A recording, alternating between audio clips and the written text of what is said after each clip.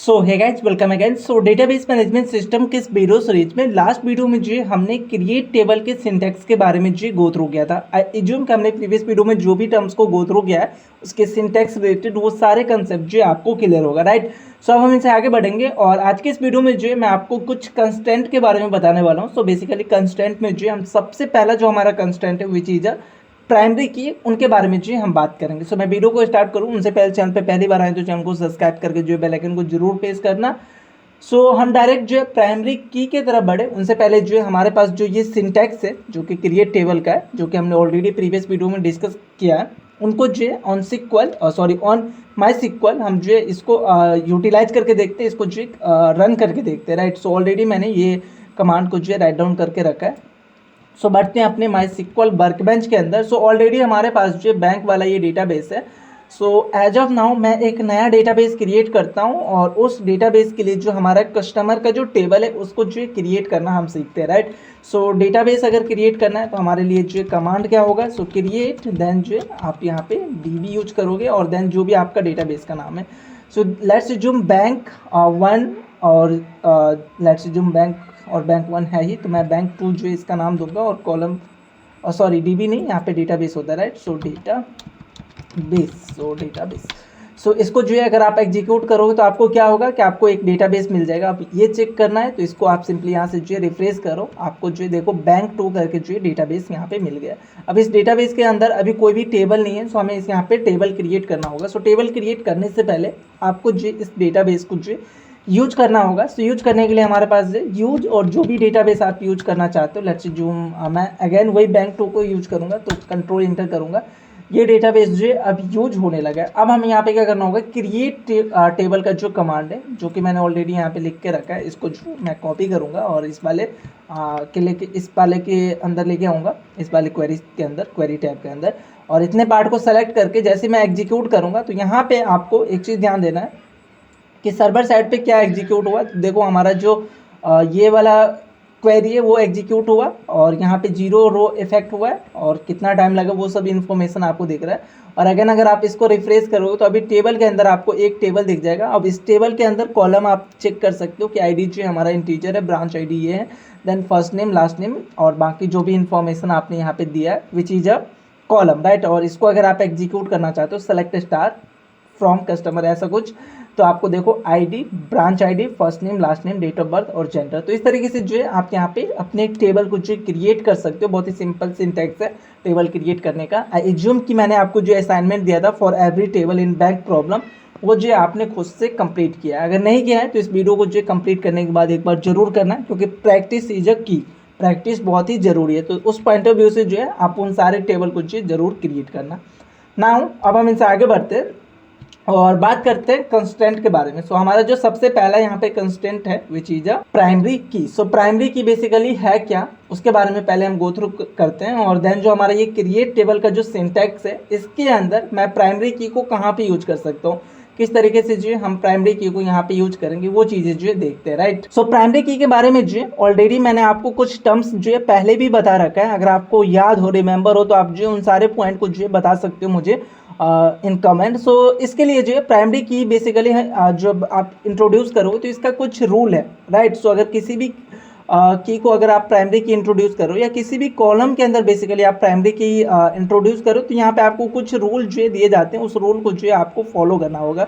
तो उन रूल के बारे में जो हम बात कर लेते हैं। तो हमारा सबसे पहला रूल क्या कहते हैं कि आप अगर प्राइमरी की डिक्लेयर कर रहे हो, राइट, आपके पास कोई भी एक कॉलम है, कोई भी एक टेबल है, राइट। सो टेबल है तो टेबल के अंदर कोई भी कॉलम को जो है एज अ प्राइमरी की आप बना सकते हो। सो आपके पास मल्टीपल यहाँ पे क्या हो सकते हैं, कॉलम है।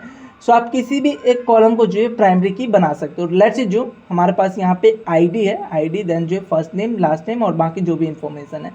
सो लेट्स जो मैं यहाँ पे आईडी को जो है मैं एज अ प्राइमरी की डिक्लेयर कर दिया, पीके मैं नाम दे रहा हूँ। सो इसको आईडी को मैंने अगर प्राइमरी की डिक्लेयर किया तो ये सबसे पहला रूल कहता है कि ये नॉट नल होना चाहिए। नॉट नल का मतलब क्या है वो मैं आपको बता देता हूँ। सो यहाँ पे सबसे पहला रूल है नॉट नल।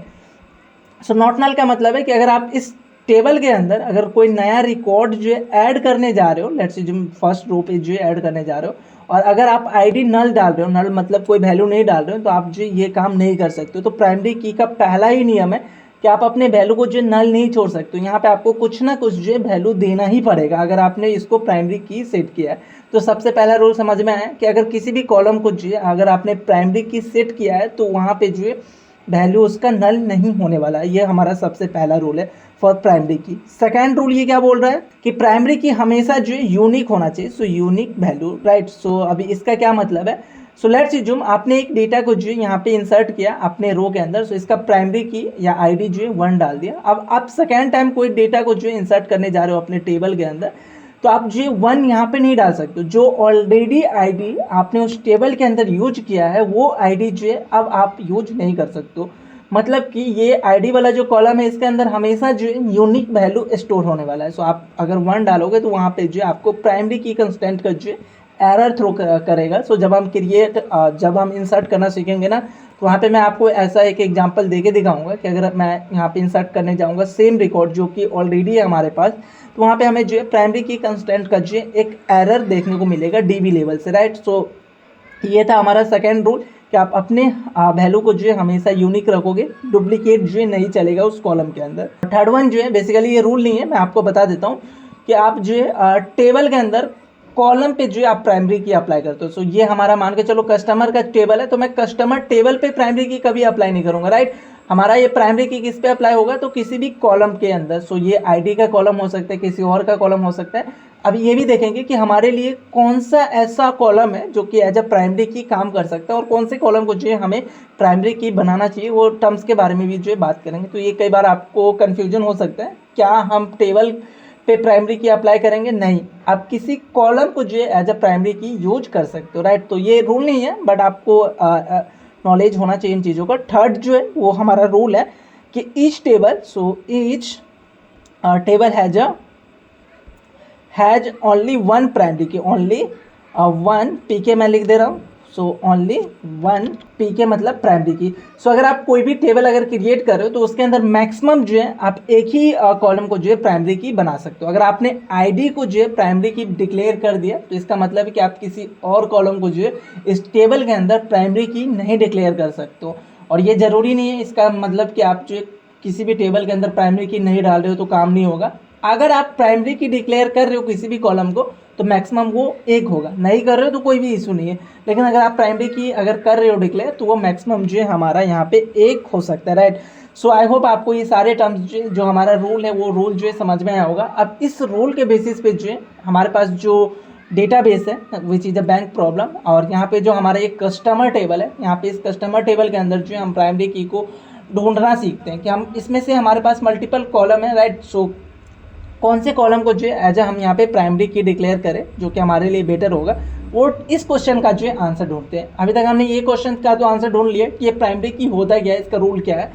और रूल के अंदर हमें पता चला क्योंकि जो हमारा प्राइमरी की बनेगा किसी भी टेबल के अंदर एक कॉलम को जो है हम उठा के उसको प्राइमरी की बना देंगे, और अगर हमने उसको प्राइमरी की बनाया तो हमें रूल जो है फॉलो करना पड़ेगा। अब बात आती है कि हमारे पास मल्टीपल कॉलम है। अगर आप चेक करोगे तो यहाँ पे आईडी एक कॉलम है, ब्रांच आईडी एक कॉलम है, फर्स्ट नेम एक कॉलम है, लास्ट नेम एक कॉलम है, डेट ऑफ बर्थ एक कॉलम है, जेंडर एक कॉलम है।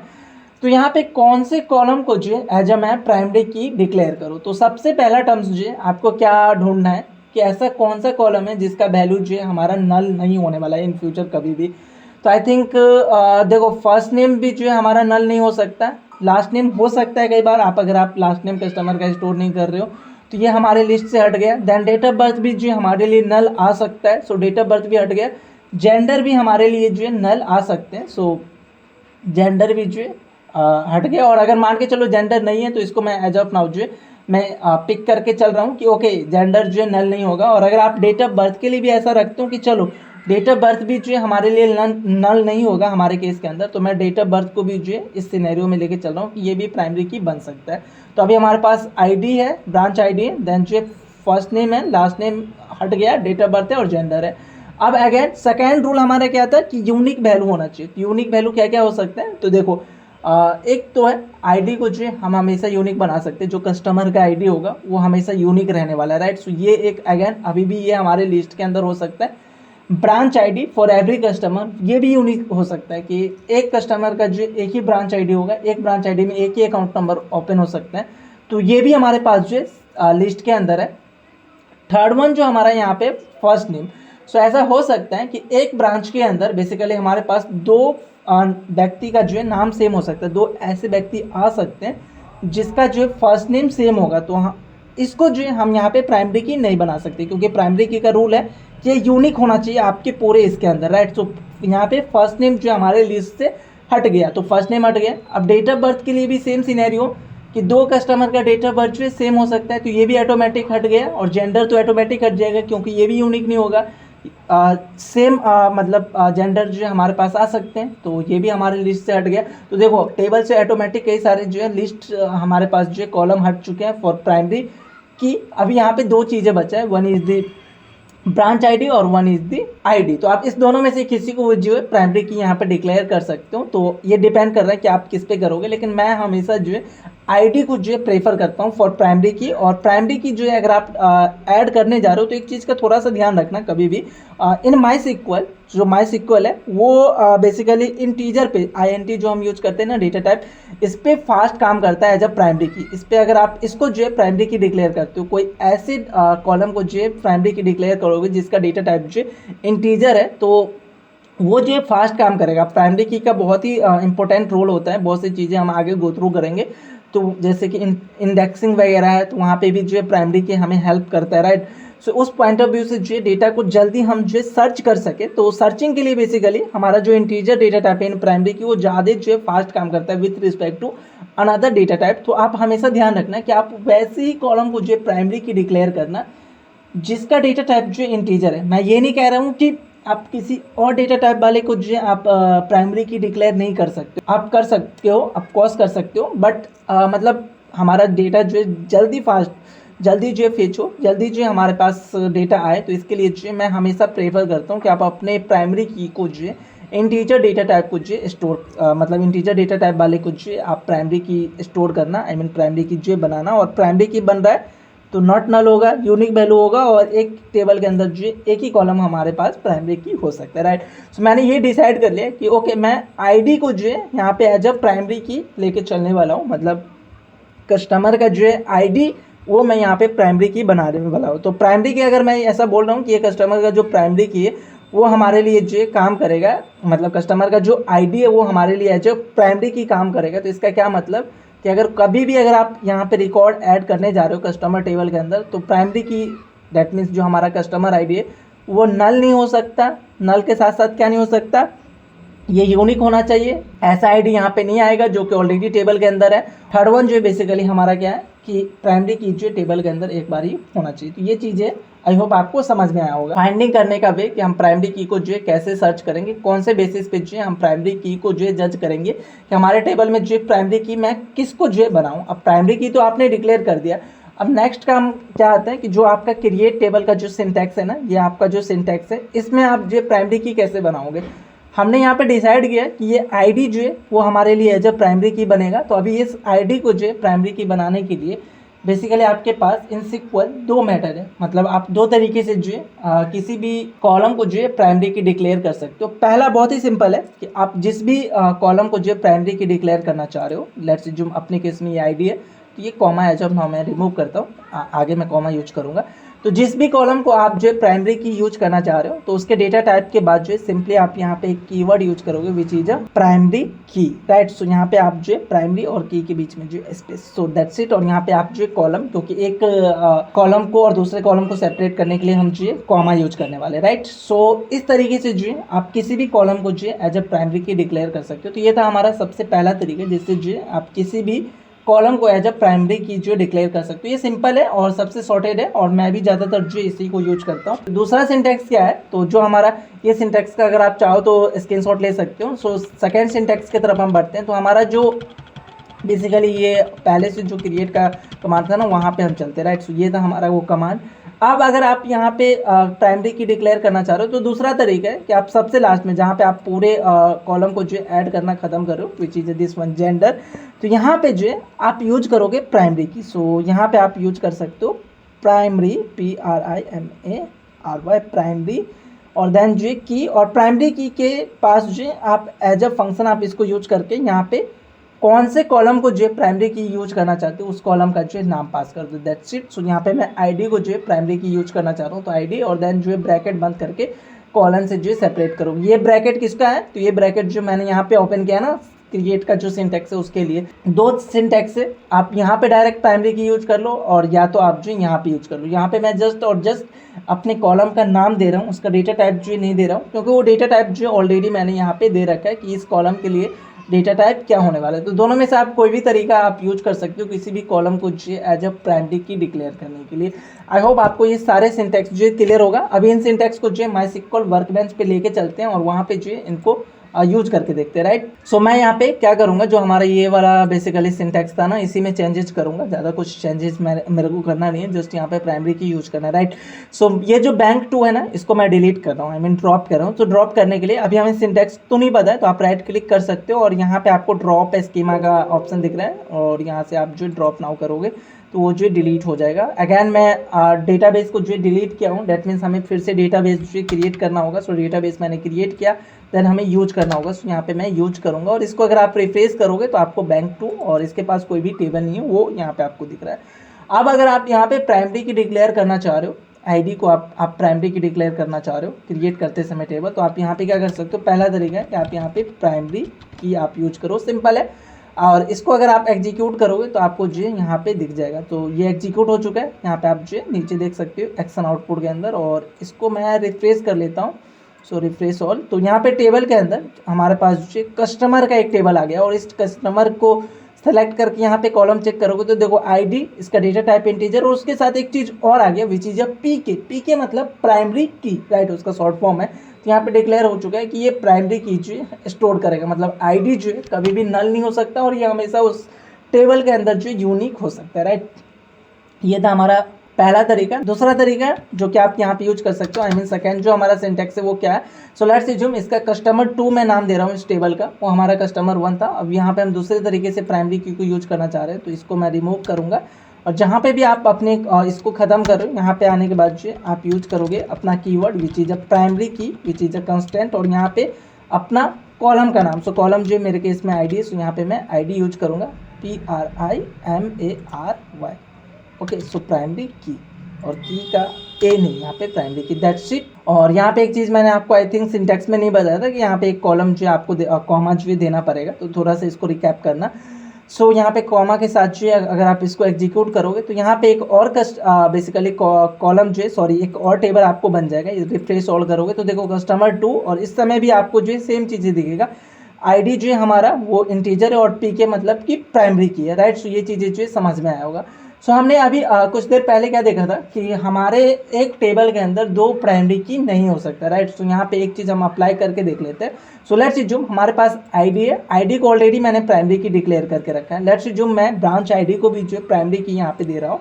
सो यहाँ पे मैं करूँगा ब्रांच आईडी और ऑलरेडी हमारे पास ये सेम टेबल नेम है। तो अगर मैं इसको एग्जीक्यूट करूँगा तो हमें एरर थ्रो करेगा कि देखो यहाँ पे एरर क्या है, the table customer already exist. तो हमें इसका नाम जो है चेंज करना पड़ेगा क्योंकि एक डेटाबेस के अंदर जो है आप सेम टेबल नेम जो है नहीं डाल सकते। तो यहाँ पे लेट्स जो मैं इसका नाम जो है कस्टमर 3 दे रहा हूँ, सो कस्टमर 3। और जैसे मैं इसको एग्जीक्यूट करूँगा तो इस समय जो मुझे यहाँ पे एरर दिखेगा, यहाँ पे वो एरर को आपको जो है चेक करना है। तो इसके रो को मैं कॉपी करके यहाँ पे पेस्ट करके आपको जो है वो एरर दिखाना चाह रहा हूँ। सो जस्ट इस लाइन को जो है गो थ्रू करो। ये हमारा लाइन क्या है, मल्टीपल प्राइमरी की डिफाइंड। सो हमें क्या कह रहा है, मल्टीपल प्राइमरी की, दैट मीन्स कि आपने क्या किया है, एक टेबल के अंदर जो मल्टीपल प्राइमरी की को जो डिक्लेयर किया है, दैट्स वाई जो है हमें ये एरर दिख रहा है। तो आई होप आपको ये भी समझ में आ गया होगा। मैंने प्रैक्टिकली भी आपको दिखा दिया कि एक टेबल के अंदर जो है आप मैक्सिमम एक ही प्राइमरी की जो है डाल सकते हो। सो आई होप आपको प्राइमरी की रिलेटेड जितने भी कंसेप्ट है वो सारे जो क्लियर होगा। कैसे आप प्राइमरी की को फाइंड करोगे, टेबल के अंदर हमारा कौन सा की जो है प्राइमरी की होगा, कौन सा कॉलम हम प्राइमरी की को बना सकते हैं। अगर प्राइमरी की बना रहे हैं तो उसमें कौन कौन से रूल्स हैं जो कि हमें फॉलो करने पड़ेंगे। आई होप आपको ये सारे कंसेप्ट जो क्लियर होगा। नेक्स्ट वीडियो में जो है हम इनसे आगे के कंसेप्ट के बारे में बात करेंगे। नेक्स्ट जो हमारा कंसेप्ट है विच इज फॉरेन की। सो फॉरेन की क्या होता है और फॉरेन की को जो है हम कैसे क्रिएट करेंगे, उसका सिंटैक्स क्या है, वो चीज़ें जो है हम नेक्स्ट वीडियो में बात करते हैं। तो हम मिलते हैं नेक्स्ट वीडियो में। आज के लिए इतना ही। अगेन आपके लिए सेम टास्क है कि जितने भी आपने अभी तक टेबल क्रिएट किया है और अगर नहीं किया है तो ज़रूर करना बैंक वाले प्रॉब्लम के लिए। तो वहाँ पे कौन कौन सी टेबल के अंदर, मतलब सारे टेबल के अंदर हमारे पास प्राइमरी की आएंगे, राइट। सो कौन कौन से कॉलम जो है एज अ प्राइमरी की हमारे पास बन सकते वो फाइंड आउट करो, और वहाँ पे जो है सिंटैक्स उसका चेंज करो। टेबल कैसे ड्रॉप करना है, डेटाबेस कैसे ड्रॉप करना है ऑलरेडी मैंने आपको बताया। तो डेटाबेस ड्रॉप करके फिर से क्रिएट करके और प्राइमरी की के साथ जो अगेन आप अपने टेबल को जो क्रिएट करो, तो आपको जो प्रैक्टिस हो जाएगा, ये सारे टर्म्स जो है आपको रिवाइज हो जाएगा। सो हम मिलते हैं नेक्स्ट वीडियो में, जहाँ पे जो हम फॉरेन की के कंसेप्ट के बारे में जो गो थ्रू कर रहे होंगे।